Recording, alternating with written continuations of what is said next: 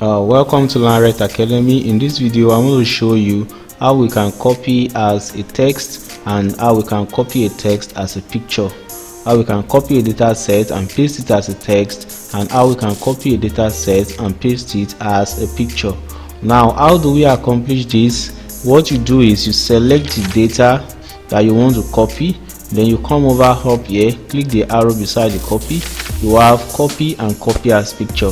If you click on the first one and paste it, it's going to paste it as a text. But if you click on the second one, which is copy as picture, it's going to bring you this dialog box, and here you are going to choose whether you want it to appear as it is showing on the screen, or you want it to appear as shown when printed, that means on the printed hard copy paper. So you have to choose one of the two, then the format you want it to be copied in, either as picture or as bitmap.